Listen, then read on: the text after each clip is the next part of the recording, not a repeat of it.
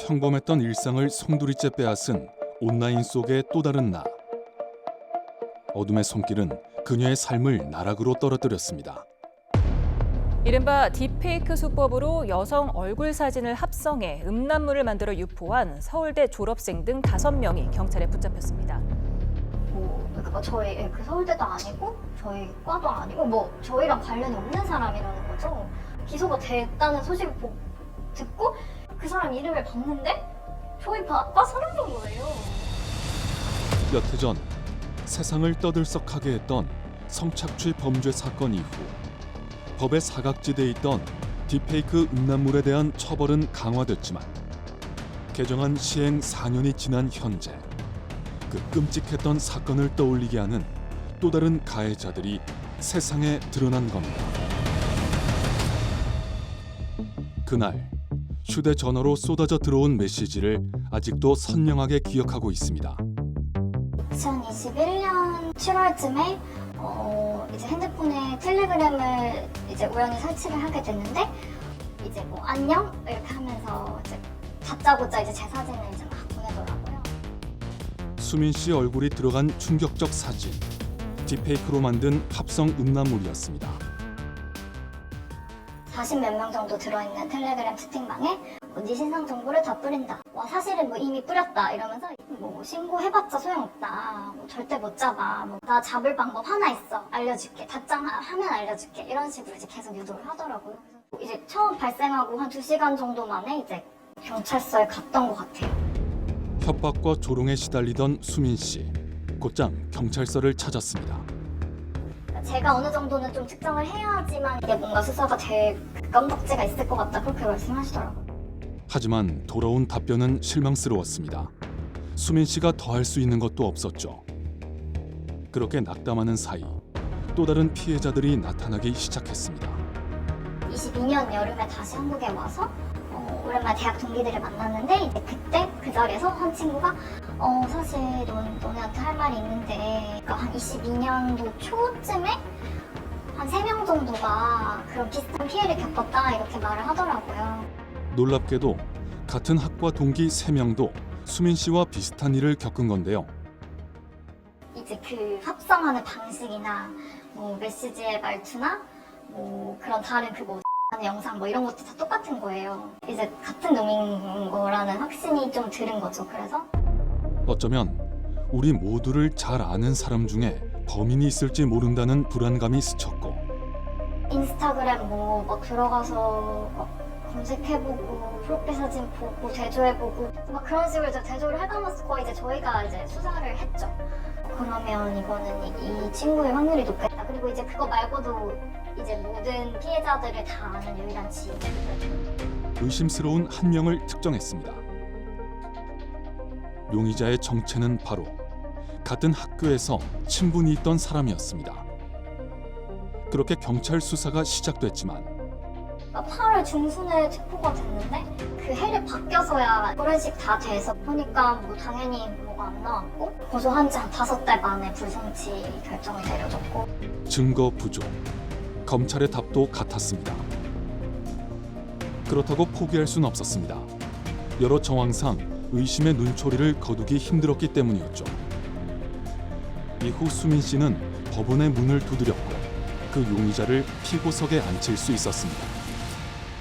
이 수사 절차 자체가 제가 느끼기에 너무 불합리했다 보니까 이걸 어떻게 할까 이제 고민을 하면서 근데 이게 막 조금 불복 절차 이런 것들 찾아보니까 이게 막 험난한 길이더라고요. 하지만 상처는 여전히 아물지 않았습니다. 그 사람이 범행을 부인하고 있기 때문입니다. 의심받는 쪽에서 자기가 누명을 썼다고 생각을 하니까 모든 걸 다 협조를 한 거예요.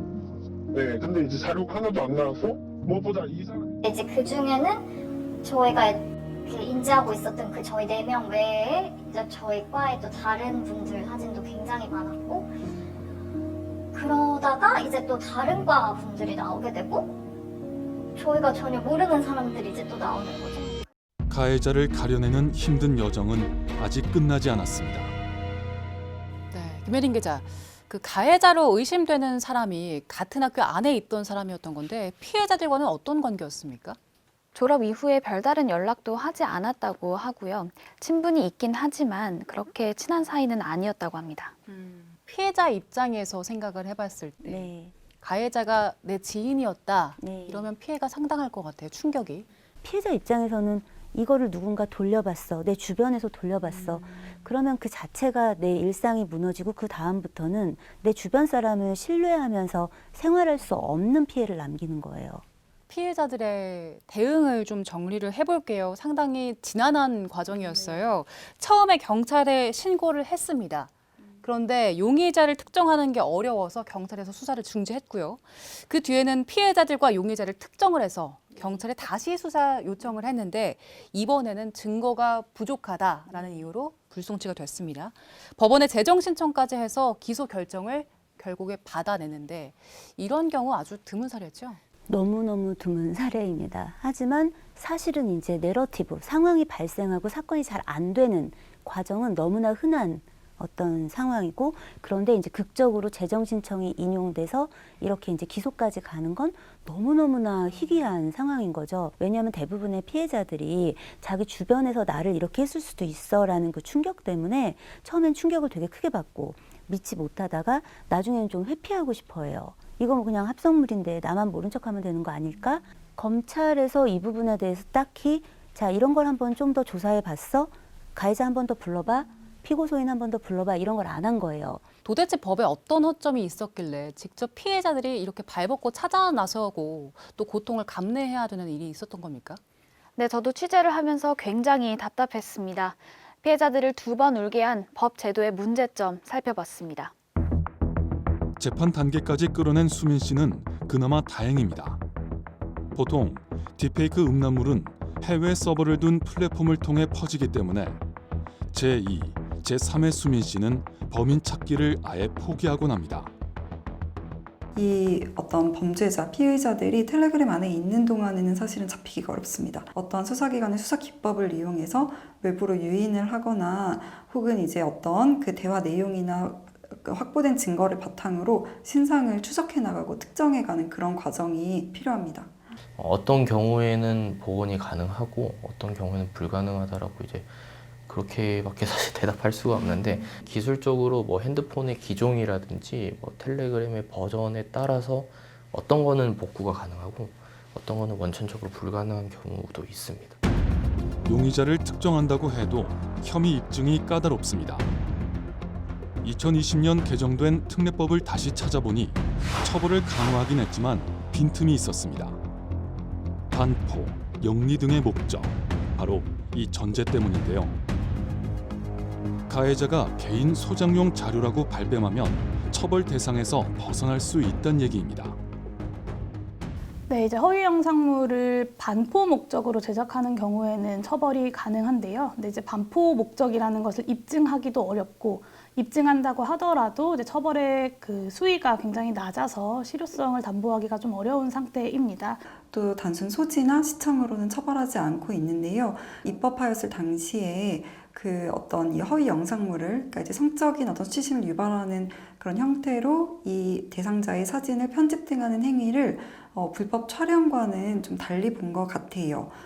누구나 검색 몇 번이면 딥페이크 음란물을 손쉽게 만들 수 있고 심지어 무료로 만들 수 있는 사이트도 넘칩니다. 법안을 좀 더 꼼꼼하게 다듬어 사각지대를 최소화해야 한다는 목소리가 나오는 이유입니다. 솜방망이 처벌 논란 역시 짚고 가야 할 문제입니다. 법이 시행된 2020년 6월부터 2024년 5월까지 딥페이크로 검색한 특례법 적용 판례를 직접 살펴봤습니다. 1, 2심 판결 기준 전체 60건 가운데 절반에 가까운 29건이 집행유예였습니다. 음란물을 100개 넘게 제작했지만 경제적 이익을 취하지 않았다는 등의 이유도 있었고요. 심지어 동종 범죄로 벌금형 전력이 있는데도 집행유예를 받았습니다. 딥페이크 성범죄 재판 결과가 이렇게 가벼운 처벌에 그친다면 수많은 피해자의 아픔은 어떻게 해야 하는 걸까요? 물론 현행법에도 디지털 성범죄를 처벌하는 조항이 있긴 있습니다. 하지만 갈수록 이 범죄 수법 자체가 지능화되고 있는데 이 법안이 이걸 따라오지 못하더라고요. 그래서 딥페이크를 갖고 있는 사람들, 소지만 해도 처벌하는 내용의 개정안이 여러 차례 발의가 됐다고는 하는데 현실은 왜 이런 겁니까? 지금 이 법안, 지금 이 딥페이크와 관련된 거 안에서는 지금 여기서 반포의 목적으로 제작했느냐가 늘 재판에서 굉장히 문제가 되거든요. 이 법을 만들었는데 적용을 못하면 무슨 의미가 있겠어요. 그런데 또 이제 한쪽에서는 사실 이런 우려도 있습니다.